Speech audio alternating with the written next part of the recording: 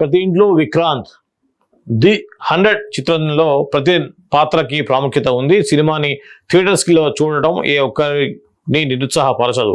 మా సినిమా నచ్చలేదని ఒక్కరు చెప్పినా సరే నేను దేనికైనా సిద్ధం, అంత నమ్మకంగా చెబుతున్నా అని ఆర్కే సాగర్ అన్నారు. రాఘవ ఓంకార్ శశిధర్ దర్శకత్వంలో ఆర్కే సాగర్, మిషా నారంగ్ జోడీగా ధన్య బాలకృష్ణ కీలక పాత్ర పోషించిన చిత్రం ది 100.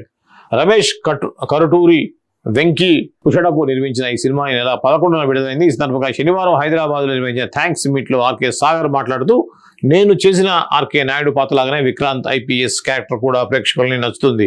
ఇంకా మంచి కథ చెప్పాలనే స్ఫూర్తిని ప్రేక్షకులకు ఇచ్చారు అని తెలిపారు. రాఘవ్ ఓంకార్ శశిధర్ మాట్లాడుతూ, సమాజంలో సవాళ్ల గురించి తీసిన సినిమా ఇది. ప్రతి ఇంట్లో విక్రాంత్ లాంటి క్యారెక్టర్ ఉండాలని ప్రేక్షకులు కోరుకోవడం నాకు నచ్చింది అన్నారు.